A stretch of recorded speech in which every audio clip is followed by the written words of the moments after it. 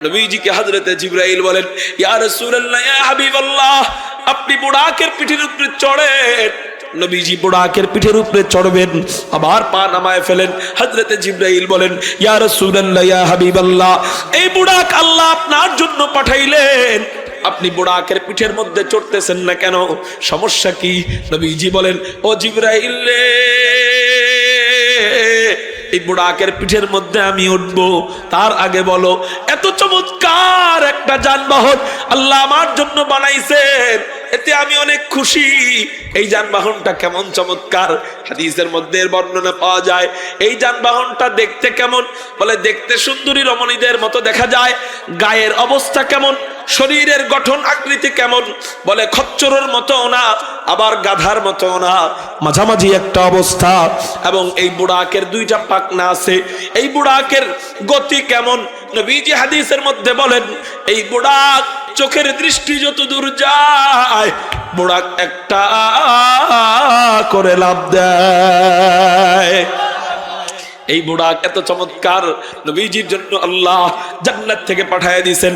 হযরতে জিবরাইল বলেন, ইয়া রাসূলুল্লাহ, ইয়া হাবিবাল্লাহ, বলেন আপনি কি বলতে চান? নবীজি বলেন, ও জিবরাইল, এত সুন্দর একটা যানবাহন আল্লাহ আমার জন্য পাঠাইছেন, এতে আমি অনেক খুশি। কিন্তু জিবরাইল বলো, এত চমৎকার একটা যানবাহন আল্লাহ এটাকে শুধু আমার একার জন্যই বানাইছেন, আমার উম্মতের জন্য কি বানান নাই? আমার উম্মতের জন্য যদি না বানান, আমি নবী একা একা বুড়াকের পিঠের মধ্যে চইড়া মজা নিব না।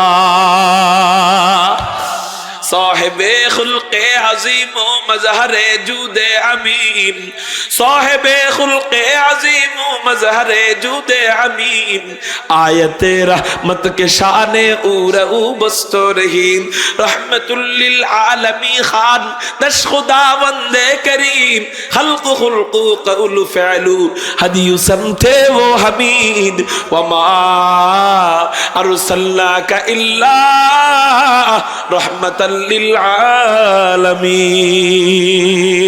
নবীজি যখন মেরাজের রজনীতে উম্মে হানির ঘরে ঘুমিয়েছিলেন, আল্লাহ পাক রব্বুল আলামিন নবীজিকে উম্মে হানির ঘর থেকে আল্লাহর কাছে নিয়ে যান।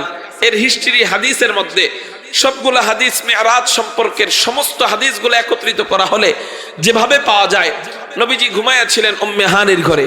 আল্লাহ নবীজিকে মেরাজের রাতে আল্লাহর কাছে নেওয়ার জন্য তিনটা জিনিস পাঠিয়েছেন। কয়টা? প্রথম দুইটা হলো জন, আর তৃতীয়টা হলো টা, অর্থাৎ প্রথম দুইজন হলেন ফেরেশতা, আর তৃতীয় নাম্বার হলো বুরাক। আল্লাহ পাক এই তিনটা জিনিস পাঠিয়েছেন। ফেরেশতা পাঠিয়েছেন হযরতে জিবরাইলকে, এবং সহকারী ফেরেশতা পাঠিয়েছেন হযরতে মিকাইলকে, আর যানবাহন হিসাবে জান্নাত থেকে আল্লাহ পাঠিয়েছেন বুরাককে। চিৎকার দিয়া বলেন সুবহানাল্লাহ।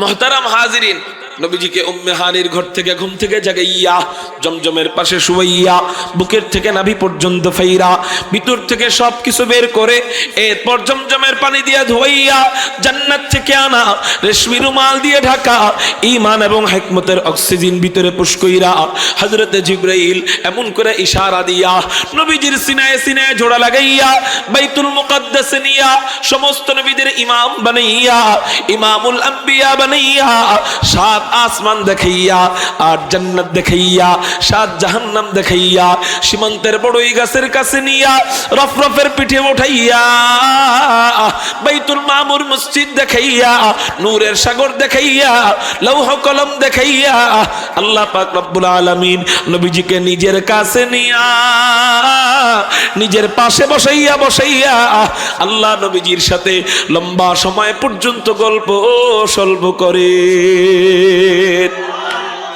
এই লম্বা গল্প করার জন্য আল্লাহ নবীজিকে আল্লাহর কাছে নিয়ে যায়, হযরতে জিবরাইলকে পাঠান। আল্লাহ বলেন, ইন্নাহু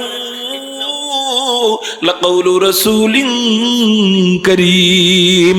আল্লাহ পাক রব্বুল আলামিন হযরতে জিবরাইলকে পাঠিয়েছেন, হযরতে মিকাইলকে পাঠিয়েছেন। নবীজির অপারেশন সাকসেসফুল করা হয়। নবীজি দাঁড়ান, হযরতে জিবরাইলও দাঁড়ান, হযরতে মিকাইলও দাঁড়ান। এবার নবীজি রওনা দিবেন কোথায়? জোরে বলেন। মেরাজে। জোরে বলেন কোথায়? মেরাজে রওনা দিবেন। রওনা দেওয়ার জন্য আল্লাহ যেই যানবাহন পাঠাইছেন এই যানবাহনের নাম বুরাক। এই যানবাহন সবাই দাঁড়ায় কিন্তু বুরাক দাঁড়ায় না, বুরাক বইসা রইছে। হযরতে জিবরাইল বলেন, এই বুরাক দাঁড়াস না কেন? তোর পিঠের মধ্যে নবীজি উঠবেন, তুই দাঁড়াস না কেন? বইসা রইছিস কেন? বুরাক গড়িমসি করতেছে। তিরমিজি শরীফের 3131 নম্বর হাদিসের মধ্যে পাওয়া যায় এই বুরাক গড়িমসি করতেছে, বুরাক বইসা রইছে। হযরতে জিবরাইল বুরাকের পিঠের মধ্যে থাপ্পড় দেয়, এই বুরাক দাঁড়া। বুরাক দাঁড়ায় না। হযরতে জিবরাইল বলতেছে, আল্লাহ তোরে পাঠাইলো নবীজিকে নেওয়ার জন্য, তুই যদি বইসা থাকস তাহলে নবীজিকে নেবে কে? দাঁড়াস না কেন? বইসা রইছস কেন? বুরাক কোনো সাউন্ড করে না। জিবরাইল বলেন, মনে হয় বুরাক তুই নবীজিরে চিনতে পারিস নাই, তাহলে শুই না রাখ, তোর পিঠের মধ্যে কে উঠবে? তোর পিঠের মধ্যে উঠবে হাদিয়ে কুল ফখরে রাসূল ইমামুল আম্বিয়া সাইয়্যিদুল আম্বিয়া সাইয়্যিদুল খালায়েক আহমদ মুজতাবা মুহাম্মাদুর রাসূলুল্লাহ। মোহাব্বত নিয়ে বলেন না সাল্লাল্লাহু আলাইহি ওয়াসাল্লাম। তোর পিঠের মধ্যে উনি উঠবে আর তুই বসে রইছস কেন? বুরাক বলে, ও জিবরাইল রে, তুমি যেমনে নবীজির পরিচয় আমার কাছে দিলা, মনে করছো আমি নবীজিরে চিনি নাই? ও জিবরাইল শোনো শোনো শোনো, আমি কিন্তু নবীজিকে তোমার থেকে একটু কম চিনি না। কয় তুই এত কেমনে চিনলি? আমি তো তোরে মাত্র আইনা পরিচয় করায়া দিলাম, তুই এত কেমনে চিনলি রে? এবার বুরাক জবাব দেয়, ও জিবরাইল শোনো, আমি নবীরে কেমনে চিনলাম? আমি যখন জান্নাত থেকে আসতেছিলাম আমি তখন দেখতে পাইলাম জান্নাতের বিশাল বড় গেট, এই গেটের উপরে বিশাল বড় একটা সাইনবোর্ড, এই সাইনবোর্ডে কি যেন লেখা দেখা যায়। আমি ওখানে তাকায়া দেখলাম, ওখানে লেখা দেখা যায় লা ইলাহা ইল্লাল্লাহ মুহাম্মাদুর রাসূলুল্লাহ। মুহাব্বত নিয়ে বলেন না সাল্লাল্লাহু আলাইহি ওয়াসাল্লাম। ও জিবরাইল শুধু তাই না, শুধু তাই না, একটা একটা আসমান পার হইতেছিলাম, প্রত্যেকটা আসমানের সৌন্দর্য দেখতেছিলাম। এক একটা আসমান আল্লাহকে কি দিয়ে বানাইছেন তাফসীরের কিতাবের মধ্যে পাওয়া যায়। প্রথম আসমান আল্লাহ বানান সবুজ জমরুদের পাথর দিয়া, দ্বিতীয় আসমান আল্লাহ বানান সাদা রূপা দিয়া, তৃতীয় আসমান আল্লাহ বানান লাল স্বর্ণ দিয়া, চতুর্থ আসমান বানান আবারও সাদা রূপা দিয়া, পঞ্চম আসমান বানান লাল ইয়াকুতের পাথর দিয়া, ষষ্ঠম আসমান আল্লাহ কোন পাথর দিয়া বানান না, কোন স্বর্ণ দিয়া বানান না, সপ্তম আসমান আল্লাহ, ষষ্ঠম আসমান সবুজ জমরুদের পাথর, সপ্তম আসমান আল্লাহ কোন পাথর দিয়া বানান না, কোন স্বর্ণ দিয়া বানান না, সপ্তম আসমান আল্লাহ নূর দিয়া বানান। এই আসমানগুলো আল্লাহ এক একটা গেট রাখছেন আসমানের। হাদিসের মধ্যে পাওয়া যায় আসমানের একটা করে দরজা আছে, এই প্রত্যেকটা দরজার উপরে বুরাক বলতেছে, ও জিবরাইল তুমি মনে করছো নবীজিকে তুমি একাই চিনো? শোনো আমি কেমনে চিনলাম নবীজিরে। এই প্রত্যেকটা আসমানের গেটের উপরে আমি একটা সাইনবোর্ড দেখলাম, ওই সাইনবোর্ডের মধ্যেও আমি লেখা দেখলাম, ওখানেও দেখা যায় লা ইলাহা ইল্লাল্লাহ মুহাম্মাদুর রাসূলুল্লাহ। মোহাব্বত নিয়ে বলেন না সাল্লাল্লাহু আলাইহি ওয়াসাল্লাম। মেরে মোহতারাম ভাই, আল্লাহু আকবার আল্লাহু আকবার। এবার বলতেছে, ও জিবরাইল শুধু তাই না, তুমি বাইতুল মামুর মসজিদে নামাজ পড়তে ঢুকলা, আমারে বাহিরে দাঁড় করায় রাখছিলা, আমি এদিক সেদিক তাকাইতেছিলাম, হঠাৎ করে আমার নজরে আসলো বাইতুল মামুর মসজিদের প্রধান গেট, ওই গেটের উপরেও একটা সাইনবোর্ড। এই বাইতুল মামুর মসজিদ কোথায়? হাদিসের মধ্যে পাওয়া যায় এই বাইতুল মামুর মসজিদ, এই বাইতুল মামুর মসজিদ চতুর্থ আসমানে। এই বাইতুল মামুর মসজিদ এত বড় যে প্রতিদিন 70,000 ফেরেশতা এই বাইতুল মামুর মসজিদে নামাজ পড়ে। এই 70,000 ফেরেশতা একবার যে বাইতুল মামুর মসজিদে ইবাদত করছে, কিয়ামত পর্যন্ত দ্বিতীয়বার ওই বাইতুল মামুর মসজিদে ইবাদত করার কোনো সিরিয়াল পাবে না। এই বাইতুল মামুর মসজিদ এত শানদার মসজিদ, এই মসজিদের গেটের উপরেও লেখা লা ইলাহা ইল্লাল্লাহ মুহাম্মাদুর রাসূলুল্লাহ। ও জিবরাইল, তুমি মনে করছো নবীজিকে তুমি একাই চিনো? শোনো জিবরাইল শোনো, আমি কিন্তু নবীজিকে তোমার থেকে একটু কম চিনি না। খতমুর রসুল্লাহ নজম সুবুল সুবহ হিদায়াত, খতমুর রসুল্লাহ নজম সুবুল সুবহ হিদায়াত, হক আকে নজীরি তুল হক বশীরি, হক আকে নজীরি তুল হক বশীরি, আয়ে খতম রসুল উম্মত তু খৈর উম্মত চু সমরে কে ইয়াদ হামদার ফসলে আখিরি। কারো জবান যেন বন্ধ থাকে না, চিৎকার দিয়ে বলি না আল্লাহু আকবার। এবার বরাক বলতেছে, ও জিবরাইল তুমি মনে কইরো না নবীজিকে তুমি একাই চিনো, আমি কিন্তু তোমার থেকে একটু কম চিনি না। আচ্ছা ঠিক আছে, চিনলে তো তাড়াতাড়ি দাঁড়ানোর কথা, বৈশা রইছস কেন? বরাক বলতেছে, ও জিবরাইল আমি আজকে যে সুযোগ পাইছি এই সুযোগ আমি হাতছাড়া করতে চাই না, এই জন্যই আমি বৈশা রইছি। কয় কি সুযোগ পাইলি? আমি শুনতে পাইছি হাসরের ময়দান থেকে যারা জান্নাতের দিকে যাবে সবার জন্য নাকি আল্লাহ একটা করে বরাক বরাদ্দ রাখবেন। তো নবীজিও তো জান্নাতি, নবীজির জন্য তো আল্লাহ বুরাক পাঠাবেন। নবীজি যখন হাসরের ময়দান থেকে জান্নাতে যাবেন তখন হাজার লক্ষ কোটি বুরাক আইসা বলবে, হযরত আমার পিঠে চড়েন, হযরত আমার পিঠের উপরে চড়েন, হযরত আমার পিঠের উপরে চড়েন। নবীজি যদি আমাকে ওয়াদা দেয় ওই সময় সব বুরাককে দূরে সরাইয়া নবীজি আমার পিঠের উপরে উঠবেন, এই ওয়াদা যদি নবীজি আমাকে দেয় তাহলে আমি বুরাক দাঁড়াবো, না হয় আমি বুরাককে আল্লাহ সারা কেউ দাঁড় করাইতে পারবে না। নবীজি মুস্কি হাসেন আর বলেন, আচ্ছা তুই আমার থেকে জবানবন্দি নিতে চাস? হযরতে জিবরাইল বলে, আরে এগুলা কি তুই মাতবুরি কইরা নিজের থেকে করতেছস নাকি? বরাক বলে, না না না, আমি এই সবগুলা মালিকের থেকে অনুমতি নিয়ে আসছি। নবীজি অনুমতি দেয়, নবীজি খুশি হইয়া যায়। এবার বলে, আচ্ছা ঠিক আছে যা, আমি তোরে কথা দিলাম, আমি তোরে ওয়াদা দিলাম, আমি যখন হাসরের ময়দান থেকে জান্নাতে যাব আমি নবী তোর পিঠের উপরে চড়া জান্নাতে যাব। এই হলো এক riwayat। আরেক riwayatের মধ্যে পাওয়া যায় নবীজিকে হযরতে জিবরাইল বলেন, ইয়া রাসূলুল্লাহ ইয়া হাবিবাল্লাহ আপনি বুরাকের পিঠের উপরে চড়েন। নবীজি বুরাকের পিঠের উপরে চড়বেন, আবার পা নামায় ফেলেন। হযরতে জিবরাইল বলেন, ইয়া রাসূলুল্লাহ ইয়া হাবিবাল্লাহ এই বুরাক আল্লাহ আপনার জন্য পাঠাইলেন, আপনি বুরাকের পিঠের মধ্যে চড়তেছেন না কেন? সমস্যা কি? নবীজি বলেন, ও জিবরাইল রে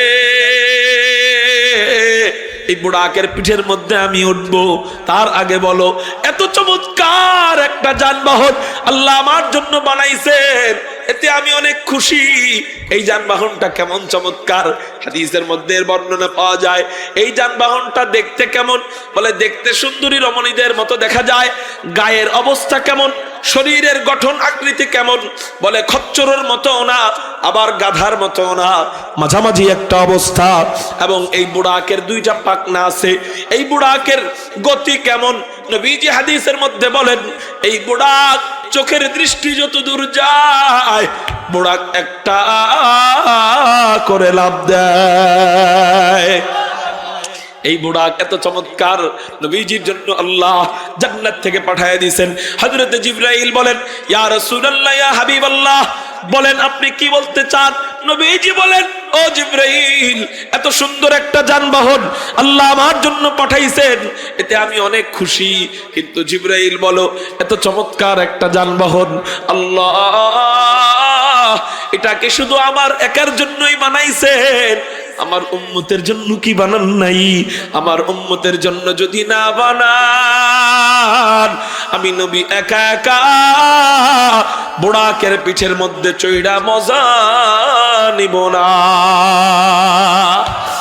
साहिबे खुल्के अजीम मजहरे जूदे अमीन, साहिबे खुल्के अजीम मजहरे जूदे अमीन, आयते रहमत के शाने उरऊ बस्तो रहीम, रहमतुल लिल आलमी खान दश खुदा वंदे करीम, खल्क खुल्कु कौल फ़अलु हदियु समते वो हमीद, वमा अरसलनाका इल्ला रहमतल लिल आलमीन। आवाज है नहीं? আপনারা আবার সাউন্ড কমায় দিবেন, চিৎকার দিয়ে বলেন আল্লাহু আকবার। মেরে মুহতারাম ভাইও, এই চিৎকারটা বয়ানের শেষ পর্যন্ত চাই, পাবো তো ইনশাআল্লাহ? ও মেরে মুহতারাম ভাইও, তো বলতেছিলাম নবীজি বলেন, ও জিবরাইল, আল্লাহ পাক এত চমৎকার যানবাহন আমার জন্য পাঠাইছেন, আমি অনেক খুশি হইছি। কিন্তু জিবরাইল বলো, এত চমৎকার একটা যানবাহন এটা কি শুধু আল্লাহ আমার একার জন্যই বানাইছেন কিনা, আমার উম্মতের জন্য কি নাই? আমার উম্মতের জন্য যদি না থাকে, আমি নবী একা একা বুড়াকের পিঠের মধ্যে চইড়া মজা নিতে পারবো না। আপনি এখান থেকে একটু চিন্তা করেন, যেই নবীজি আমার আপনার জন্য সাধারণ একটা বুরাকের ফয়সালা ছাড়ে না, সেই নবী আপনার আমার জন্য হাসরের ময়দানে জান্নাতের ছাইরা দিব। তো কথা মনে হয় বোঝেন নাই? তাহলে আপনাদেরকে বুঝায় বলি, আপনি একজনের কাছে 1 টাকা পান, কয় টাকা? কথার কথা, আপনি আরেকজনের কাছে 1 কোটি টাকা পান। একজনের কাছে পান 1 টাকা, আরেকজনের কাছে পান 1 কোটি টাকা। 1 টাকা যার কাছে পান, সে আপনার আব্বার কাছে আইসা বলল, চাচা আপনার ছেলেকে তো আল্লাহ অনেক ধনী বানাইছে, বলেন না আপনার ছেলেকে 1 টাকার দাবি ছেড়ে দিতে, মাফ করে দিতে বলেন না। চাচা বলতেছে, না, আমার পোলার টাকা তো কম হোক, আমার ছেলের টাকা, অতএব আমার ছেলের মহাব্বতে আমি 1 টাকার দাবিও ছাড়বো না, ছেলের টাকা বুঝাইয়া দিতে হবে। গেল এটা। কিছুদিন পর 1 কোটি টাকা যার কাছে পায়, সে আইসা বলতেছে, চাচা আপনার পোলার মন অনেক বড়, বলেন না একটু আপনার ছেলেরে আমার 1 কোটি টাকা মাফ করে দিতে, বলেন আপনারা আমাকে। যেই চাচায় ছেলের মহাব্বতে 1 টাকা ছাড় দেয় নাই, সেই চাচায় ছেলের মহাব্বতে 1 কোটি টাকা ছাইড়া দিবে। তো তাহলে 1 কোটি টাকার সামনে 1 টাকা রাইখা দিলে যেমন, জান্নাতের সামনে এই বুড়াকে রাইখা দিলে তেমন, কয় না আরো ছোট। কি বললাম বলে? 1 কোটি টাকার সামনে 1 টাকা রাইখা দিলে যেমন, জান্নাতের সামনে এই বুড়াক রাইখা দিলে তেমন না, আরো অনেক ছোট। জান্নাতি নাজ নেয়ামতের সামনে এই বুড়াক একেবারে সামান্য একটা জিনিস, দুনিয়ার তুলনায় না, এটা জান্নাতের তুলনায়।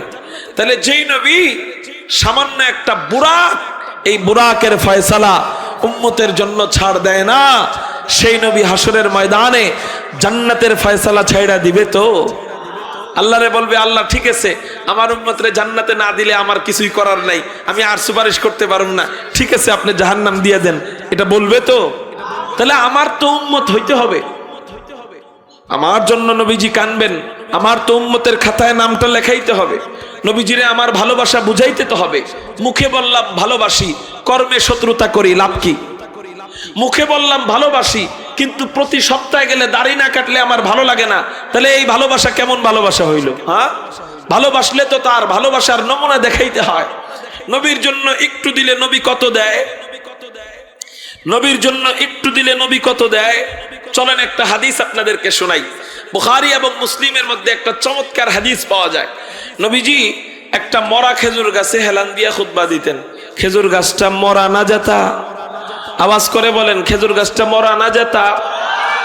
এই মরা খেজুর গাছে নবীজি যখন হেলান দিয়া খুতবা দিতেন, এক মহিলা এসে বলল, ইয়া রাসূলুল্লাহ, ইয়া হাবিবাল্লাহ, আপনি যদি অনুমতি দেন আপনার জন্য কাঠের একটা মিম্বার বানাইয়া দিব। নবীজি অনুমতি দিলেন, নবীজির জন্য কাঠের একটা মিম্বার বানানো হয়। মিম্বার যখন মসজিদের ভিতরে আনা হয়, নবীজি মরা খেজুর গাছ রাইখা ওই মিম্বরে ওইটা খুতবা দেওয়া আরম্ভ করেন।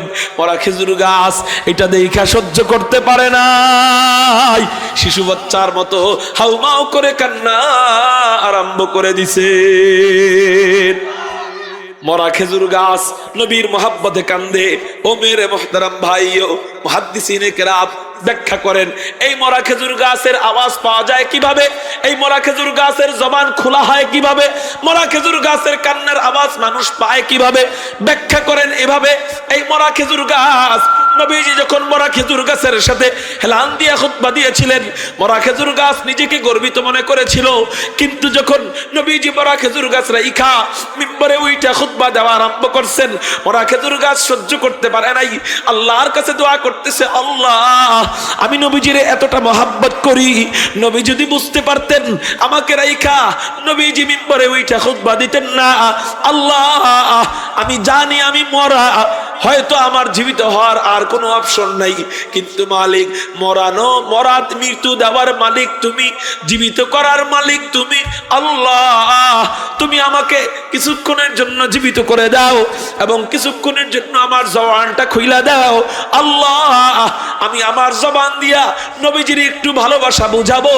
আল্লাহ ভালোবাসা নবীজিরে বুঝাইলে আমার অন্তরটা একটু হালকা হবে। ও মাওলা করিম আমার জবানটা তুমি খুইলা দাও। বুখারী এবং মুসলিমের হাদিস। আল্লাহ ওই মরা খেজুর গাছের দোয়া কবুল করলেন, ওই মরা খেজুর গাছের জবান আল্লাহ খুলে দিলেন। ওই মরা খেজুর গাছ চিৎকার করে শিশু বাচ্চার মতো কান্না আরম্ভ করে দিলেন। উপস্থিত সাহাবায়ে কেরাম সকলে সাক্ষী, সকলে মরা খেজুর গাছের কান্নার আওয়াজ পায়। নবীজি খুতবা বন্ধ করে দেয়, মিম্বার থেকে নামেন, মরা খেজুর গাছের কাছে যান, মরা খেজুর গাছকে জড়াইয়া ধইরা বলে, এ খেজুর গাছ কান্দিস না, কান্দিস না রে, কান্দিস না। তুই আমারে একটু মোহাব্বত দেখাইলি, তুই আমারে সামান্য মোহাব্বত দেখাইলি, এই জন্য তুই কত দামি হয়ে গেলি জানিস নাকি? কয় কত দামি? আমি তোরে ওয়াদা দিলাম আমি যখন হাসরের ময়দান থেকে জান্নাতে যাব, আমি আল্লাহর কাছে তোর ব্যাপারে সুপারিশ কইরা আমার সাথে তোরে নিয়া জান্নাতে যাব। ওই মরা খেজুর গাছ নবীর জন্য সামান্য কান্নার কারণে, সামান্য মোহাব্বত দেখানোর কারণে নবী ওরে জান্নাতের টিকিট দিয়ে দেয় এবং নবীজি বলেন আমি তোর ব্যাপারে সুপারিশ করব আল্লাহর কাছে। এবার আপনারা আমাকে জবাব দেন, মরা খেজুর গাছ নবীর কোনো আত্মীয় স্বজন, নবীর কোনো সঙ্গী, নবীর কোনো জাতি, নবীর কোনো উম্মত, আর আমরা কি? চিৎকার দিয়া বলেন আমরা কি? মরা খেজুর গাছের চেয়ে কম দামি না কোটি গুণ বেশি দামি? কোটি গুণ বেশি দামি। তা আমরা যদি নবীর জন্য একটু মোহাব্বত নিয়ে কবরে যাইতে পারি, নবীর সামনে যদি হাসরের ময়দানে দাঁড়াইতে পারি, নবীকে তখন বলতে পারবো রাসূল আপনি মরা খেজুর গাছকে, ও আপনার উম্মত নয় কিন্তু আপনার জন্য সামান্য মোহাব্বত দেখাইছে, এই সামান্য মোহাব্বত দেখানোর কারণে আপনি যদি মরা খেজুর গাছকে নিয়ে জান্নাতে যাইতে পারেন, ও রাসূল আমি আপনার জন্য সামান্য মোহাব্বত নয়, এই যে তাকায়া দেখেন গাল বড়া দাড়িটা নিয়ে আসছি, মরণ পর্যন্ত আপনার প্রেমে আমি, আপনার প্রেমে হাবুডুবু খাইছি, মরণ পর্যন্ত আপনাকে আমি ভালোবাসছি। এই দাড়ি রাখার কারণে আমার স্ত্রী আমাকে বলতো বুড়া বুড়া, আমার স্কুল কলেজের ছেলে মেয়েরা আমারে চেতাইতো, আমার পাড়া প্রতিবেশীর ছেলে মেয়েরা আমারে ভেঙ্গাইতো, আমাকে অনেক কিছু বইলা খেপাইতো। আমি বিভিন্ন অনুষ্ঠানে আমার বন্ধুদের সাথে যোগ দিতে পারতাম না, লম্বা লম্বা দাড়ি রাখার কারণে আমি ড্যান্স ক্লাবে যাইতে পারতাম না, লম্বা দাড়ি রাখার কারণে আমি নাইট ক্লাবে যাইতে পারতাম না, রাখার কারণে আমি গানের আয়োজনে যাইতে পারতাম না, লম্বা দাড়ি রাখার কারণে মন চাহি জিন্দেগি কাটাইতে পারতাম না। ও রাসূল ওই মরা খেজুর গাছ আপনার উম্মত নয় কিন্তু আপনার জন্য সামান্য মোহাব্বত দেখানোর কারণে আপনি ওরে নিয়ে যদি জান্নাতে যাইতে পারেন, আজকে আপনার ইনসাফ দেখতে চাই। আমি আপনার উম্মত, আমি আপনাকে সামান্য মোহাব্বত নয়, কলিজার থেকেও বেশি ভালোবাসছি, জীবনের থেকেও বেশি ভালোবাসছি, আত্মসম্মানের চেয়েও আপনাকে বেশি মূল্যায়ন করেছি। তাহলে বলেন, আজকে আপনার ইনসাফ আমি দেখতে চাই। আপনি মরা খেজুর গাছকে নিয়ে জান্নাতে যাইতে পারলে আমাকে ফালায়া কেমনে জান্নাতে যাবে? বলেন, নবীজির এই কথা বললে ওই ইনসাফওয়ালা নবী আমাকে ফালায়া জান্নাতে চলে যাবে? যেই নবী বুরাকের ফয়সালা ছাড়ে না, সেই নবী জান্নাতের ফয়সালা। আমি যদি নবীরে উম্মতের সার্টিফিকেট দেখাইতে পারি, নবী আমারে ফালায়া রেখা একা একা স্বার্থপরের মতো জান্নাতে চলে যাবে? তা আমার তো একটু দিতে হবে, এরপরে না নবী দিবে। আমার তো উম্মতের খাতায় কমপক্ষে নামটা লেখাইতে হবে। উম্মতের খাতায় তো আমার নাম নাই, উম্মতের প্রধান ইউনিফর্মটাই তো আমার নাই। আপনি কি স্কুলের ছাত্র না মাদ্রাসার ছাত্র? এটা আপনার স্কুলে ভর্তি হওয়ার সময় বা এই ভলান্টিয়াররা পলাইবেন না, ওটা উনারে ধরেন, একটু পরে যান, বসেন। আগে ভলান্টিয়ার ঠিক হবে, আগে ইমাম ঠিক, পরে মুসল্লি ঠিক, ঠিক না বে ঠিক? ভলান্টিয়াররা হলো এই মাহফিলের ইমাম, এই এলাকার নেতা। আগে নেতারা ঠিক, পরে প্রজারা ঠিক, ঠিক না বে ঠিক? মুহতারাম হাজিরিন, তাইলে যেই নবীজি একটা বুরাককে ছাড়ে না উম্মতের মায়ায়, সেই নবীর জন্য আমি যদি সারা জীবন কষ্ট করে দাড়িটা রাখি, সেই নবী আমাকে ফালায়া রেখা জান্নাতে চলে যাবে? মুসলমানদের ইউনিফর্ম এই দাড়ি। মুসলমানদের ইউনিফর্ম কি? স্কুলে পড়েন না মাদ্রাসায় পড়েন? স্কুলে পড়লে স্কুলের ইউনিফর্ম লাগাইতে হয়, তখন পাঞ্জাবি পরলে আর চলে না। মাদ্রাসায় পড়লে মাদ্রাসার ইউনিফর্ম লাগাইতে হয়, তখন প্যান্ট শার্ট পরলে আর চলে না। অতএব আপনি স্কুলের ছাত্র না মাদ্রাসার ছাত্র, সেটা আপনি স্কুলে ঢুকার পরে স্যারেরা ইউনিফর্ম দেখে চিনবে। অতএব আপনি কি নবীর ছাত্র হইছেন কিনা, উম্মত হইছে কিনা, আপনি নবীর উম্মতের খাতায় নাম লেখাইছেন কিনা, এটা নবী আপনাকে চিনতে পারবে হাসরের ময়দানে প্রথম দেখায়, এই দাড়ি দেখার পরে। কারণ একটা কথা মনে রাখবেন ভাই, খেয়াল করেন, একটা কথা মনে রাখবেন, হাসরের ময়দানে কোনো আমল ডাইরেক্ট দেখা যাবে না, সব নেকি হয়ে জমা থাকবে। আমার সাথে এই বাক্যটা বলেন, হাসরের ময়দানে বলেন, কোনো আমল করে দেখানো যাবে না, নেকি হয়ে জমা থাকবে। এটা মনে থাকবে কথাটা। যেমন নামাজ, আপনি নবীর মতো নামাজ পড়ছেন কিনা, নাকি মন মতো নামাজ পড়ছেন, এটা কি নবীজির হাসরের ময়দানে দেখাইতে পারবেন যে রাসূল এই যে আমি নামাজে দাঁড়াই, দেখেন আপনার মতো হইছে? দেখাইতে পারবেন? তো ওইটা কি হয়ে জমা থাকবে? নেকি হয়ে। আমলটা কি হয়ে জমা থাকবে? নবীর মতো হজ করছেন কিনা, কি হয়ে জমা থাকবে? নবীর মতো পরিবার চালাইছেন কিনা, কি হয়ে জমা থাকবে? নবীর মতো খাইছেন কিনা, কি হয়ে জমা থাকবে? সব আমল নেকি হয়ে জমা থাকবে। একটা মাত্র আমল যেটা নেকি হয়ে জমা থাকবে না, ডাইরেক্ট আমল হিসেবেই দেখা যাবে, সেই আমলটা একটাই, সেটা হলো দাড়ির আমল। কিসের আমল? মানে নবীজি আপনাকে দেখার সাথে সাথে এই দাড়ির দিকে নজর পড়বে, আপনাকে দেখবে তখনই এই জায়গার দিকে নজর পড়বে। নবী বলবে, হ্যাঁ আমার উম্মতের সার্টিফিকেট ইউনিফর্ম তোর কাছে আছে, আচ্ছা তুই যত বড়ই গুনাহগার হোস না কেন, তোরে নিয়ে একটু আমি ভাববো। আর নবী বলবে, যার ব্যাপারে ভাবার চিন্তা করবে সে নিশ্চিত জান্নাতি। আর সব নবীর মতো করছেন, কিন্তু ইউনিফর্মটা নবীর মতো সাজান নাই। স্কুলের সব পড়া শিখছেন, কিন্তু ক্লাসে যখন ঢুকছেন, পরীক্ষা দেওয়ার জন্য হলে ঢুকছেন, আপনি স্কুলের ইউনিফর্ম নিয়ে, প্রবেশপত্র নিয়ে ঢুকেন নাই। আপনি যত ভালো ছাত্রই হন, দাম আছে? তা আপনি নবীর কাছে গেলেন, সব নবীর মতো করছেন, সুদ খান নাই জীবনে, ঘুষ খান নাই জীবনে, নামাজ কাজা করেন নাই জীবনে, কিন্তু এই জায়গা ক্লিন শেপ কইরা নবীর কাছে গেছেন। নবী কয়, আসল ইউনিফর্মই তো তোমার কাছে নাই, তোমার প্রবেশপত্রই তো তোমার সাথে দেখা যাচ্ছে না। আচ্ছা তোমাকে নিয়ে একটু পরে ভাবি, আমি আগে আমার ইউনিফর্মওয়ালা উম্মতদের ব্যাপারে ভাববো, এরপরে তোমাকে নিয়ে ভাববো। আর যার ব্যাপারে নবী বলবে তোমাকে নিয়ে পরে ভাববো, তার জান্নাতে যাইতে খবর হয়ে যাবে। জান্নাতে যাইতে কি হয়ে যাবে? এজন্য ভাই, আপনার নবীর সাথে জান্নাতে যাইতে চাই কিনা? এই যুবক ভাইরা, কে বলছে তোমাদেরকে দাড়ি রাখলে খারাপ দেখা যায়? কে বলছে? তারে আনো ধইরা। তুমি নিজেও স্বীকার করো যে দাড়ি রাখলে খারাপ দেখা যায় না। দাড়ি রাখলে যদি খারাপই দেখা যাইতো, কথার কথা, তোমার চাচতো ভাই, খালাতো ভাই, ফুফাতো ভাই, মামতো ভাই কেউ কি মাদ্রাসায় পড়ে না?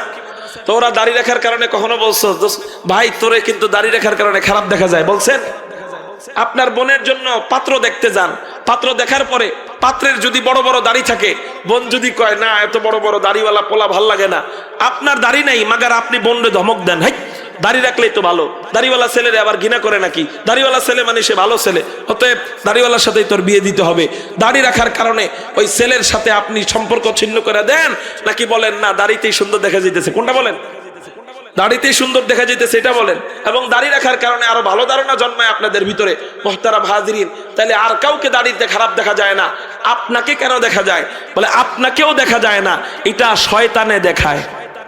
রাগ করবেন না ভাই, কষ্ট পাবেন না, বাস্তব কথা। বাজারে জাদুর খেলা হয় না? ছোট সময় দেখছি বক্সের ভিতরে কাগজ ভরে, কাগজ আগুন ধরায়, মোটকা লাগায়, মোটকা সরানোর পরে কই যায় আগুন, কই যায় কাগজ, ভিতর থেকে কবুতরের বাচ্চা বাইরে হয়। দেখছেন কারা কারা? হাত উঠান।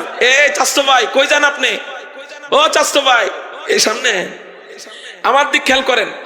ভলান্টিয়ার যা আছে ধরে নিয়ে আসেন, ভলান্টিয়ারদের সাথে আমার কথা আছে। এদিকে তাকান, তাহলে ভিতর থেকে কবুতরের বাচ্চা বাইরে, দেখছেন না আপনারা? এগুলা হলো ভেলকিবাজি, চোখের ধাঁধা দেখায়। তো মানুষ যদি মানুষের চোখে ধাঁধা দেখাইতে পারে, মানুষ যদি মানুষের চোখে জাদু করতে পারে, ইবলিসের শক্তি মানুষের থেকে কম না বেশি? শয়তানের দিক দিয়ে ইবলিসের শক্তি কম না বেশি?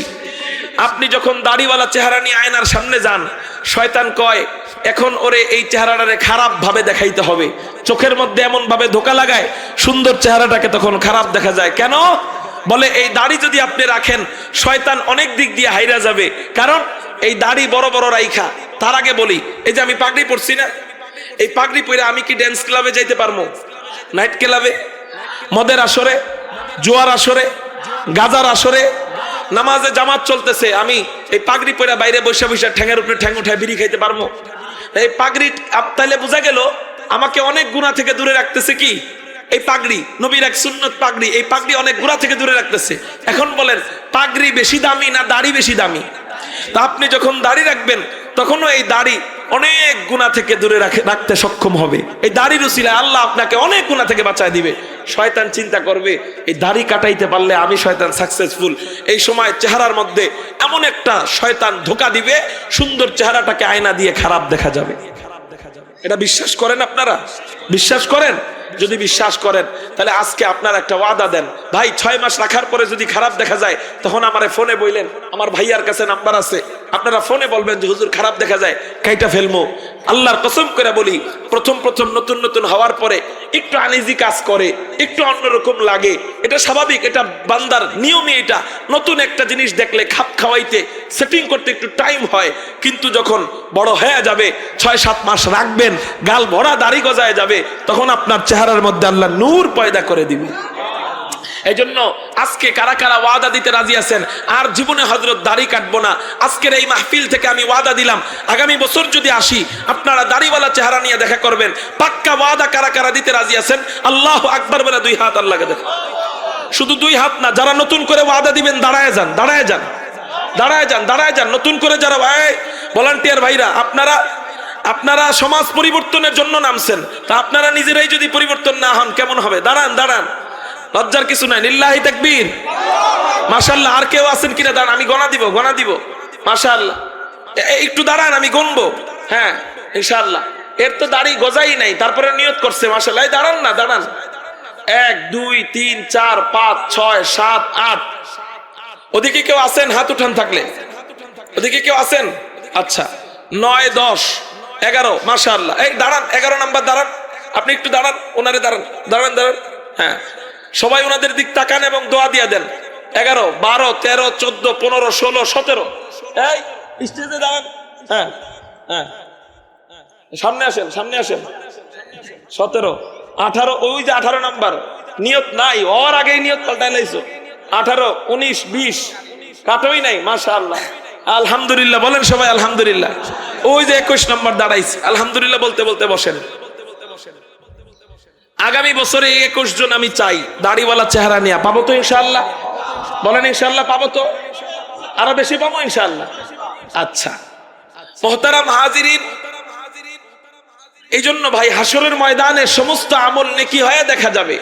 একটা আমল শুধু নেকি না, ডাইরেক্ট আমল হিসাবে দেখা যাবে। আমি যদি ওই একটাতে ঠইকা যাই তাহলে কেমন হইল?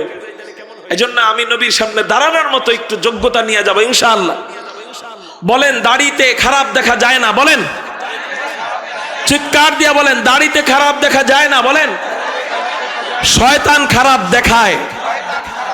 আমরা শয়তানের রুচি মানবো না, আল্লাহর রুচি মানবো।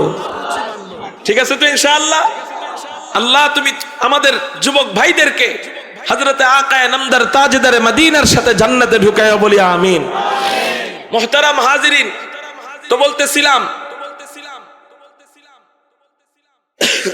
এখানে আজান হবে ইনশাআল্লাহ সময় মতো, এবং আজানের পরে এখানে ওযু ইস্তেনজার সময় দেওয়া হবে। আর একটু সময় আপনারা আমাকে দিবেন না ইনশাআল্লাহ? মেরে মোহতারাম ভাই, তো বলতেছিলাম যেই নবীজি আপনার আমার জন্য একটা বুড়াকের ফয়সালা ছাড়েন না, সেই নবীজি জান্নাত কেমনে ছাড়বে? বলে জান্নাত কেউ ছাড় দিবে না, উম্মতকে আগে জান্নাত দিতে হবে, উম্মতের ব্যাপারে ফয়সালা হবে, এরপর নবীজি জান্নাতে ঢুকবেন। ও মেরে মোহতারাম ভাইও, তো বলতেছিলাম হযরতে জিবরাইলকে বলে, ও জিবরাইল, এই বুড়াক আল্লাহ আমার জন্য পাঠাইছেন, আমার জন্য বানাইছেন, আমি অনেক খুশি, কিন্তু জিবরাইল বলো আমার উম্মতের জন্য কি বুড়াক আছে কিনা? হযরতে জিবরাইল বলেন, ইয়া রাসূলুল্লাহ, ইয়া হাবিবাল্লাহ, আপনি কোনো টেনশন করবেন না, আপনি কোনো চিন্তা করবেন না। আমি যখন এই বুড়াককে জান্নাত থেকে নিয়ে আসতেছিলাম, আমি তখন দেখতে পাইলাম জান্নাতের ভিতরে কোটি কোটি কোটি কোটি বুড়াক। আমি দেখতে পাইলাম প্রত্যেকটা বুড়াকের গায়ে আপনার প্রত্যেকটা উম্মতের নাম লেখা। নবীজি খুশি হয়ে যায়, বুড়াকের পিঠের উপরে চড়বে, আবার পা নামায় ফেলে। হযরতে জিবরাইল বলেন, ইয়া রাসূলুল্লাহ, ইয়া হাবিবাল্লাহ, হলো তো ফয়সালা, বুড়াক তো আছে বললাম, তাহলে উঠেন না কেন? নবীজি বলেন, জিবরাইল রে, আরো তো বুঝা পড়া বাকি আছে। কয় কি বুঝা পড়া? কয় আমাকে আল্লাহ বুড়াক দান করেছেন জান্নাতের বাহিরেই, আমার উম্মতকে আল্লাহ জান্নাতের ভিতরে দান করবেন, এটা আমি রাজি না, এটা আমি মানি না। আমার উম্মতকে আল্লাহ আমাকে যেমন আল্লাহ জান্নাতের বাহিরেই বুড়াক দান করছেন, আল্লাহ যেন আমার উম্মতকে জান্নাতের বাহিরেই দান করেন। চিৎকার দিয়া বলেন সুবহানাল্লাহ। আজীব অবস্থা, উম্মতরে কই বুড়াক দিবে এটাও নবীজি ছাড় দেয় নাই। জিবরাইল বলেন, আল্লাহর সাথে পরামর্শ করে দেখি। মুহূর্তের মধ্যে যায়, আবার মুহূর্তের মধ্যে আসে, আয়েশা বলে, ইয়া রাসূলুল্লাহ, ইয়া হাবিবাল্লাহ, আপনি টেনশন করবেন না, আল্লাহ আপনার দোয়া কবুল করছেন। আপনি যখন হাসরের ময়দান থেকে জান্নাতে যাবেন, আপনার উম্মতদেরকে নিয়ে জান্নাতে যাবে, আপনার উম্মতদের জন্য আল্লাহ জান্নাতের ভিতর থেকে বুড়াকগুলাকে বের করে দিবে। আপনার উম্মত জান্নাতের বাহিরে এই বুড়াকের পিঠের মধ্যে চইড়া জান্নাতের ভিতরে ঢুকবে। নবীজি খুশি হয়ে যায়, এবার বুড়াকের পিঠের উপরে চড়েন, বুড়াক চলা আরম্ভ করে দেয়। কোথায় যায়, কোথায় যায়? আল্লাহ বলেন, সুবহানাল্লাযী আসরা বিআবদিহি লাইলাম মিনাল মসজিদিল হারাম ইলাল মসজিদিল আকসা। আল্লাহ পাক রব্বুল আলামিন মসজিদুল হারাম থেকে মসজিদুল আকসায় এই বুড়াকের পিঠে কয়েক মুহূর্তের মধ্যে নিয়ে যায়। মসজিদুল আকসা কোথায়? ফিলিস্তিনের জেরুজালেম। আর মসজিদুল হারাম কোথায়? সৌদি আরবের বাইতুল্লাহর এরিয়া। এই এরিয়ার থেকে আল্লাহ আরেক এরিয়ার মধ্যে, আরেক রাষ্ট্রের মধ্যে কয়েক মুহূর্তের মধ্যে নবীজিকে নিয়ে যায়। ওদিকে ঘটে আরেক কাণ্ড কারবার। আল্লাহ সমস্ত পয়গম্বরদেরকে বলেন, ও আমার পয়গম্বররা, আমার হাবিব আমার কাছে আসতেছে, ওর জন্য অভ্যর্থনার আয়োজন করা দরকার। যাও যাও যাও, তোমরা চলে যাও, আমার হাবিবকে অভ্যর্থনা দিয়া আমি আল্লাহর কাছে পাঠাইয়া দাও। আল্লাহ পাক রব্বুল আলামিন সমস্ত পয়গম্বরদেরকে পাঠায়া দেয়। সমস্ত নবীদের মিলন মেলা হয় এই বাইতুল মুকদ্দাসে। সমস্ত নবীদের মিলন মেলা। নবীজি বুড়াক থেকে নামেন, নবীজির সাথে মুসাফাহা করেন, নবীজির সাথে মুআনাকা করেন, নবীজির সাথে মুলাকাত করেন। এবার নবীরা আনন্দ ফুর্তি করবেন। বলে, নবীরা আনন্দ ফুর্তি করেন কি দিয়া? নবীরা আনন্দ ফুর্তি করেন কি দিয়া? গান বাজনা দিয়া তো না?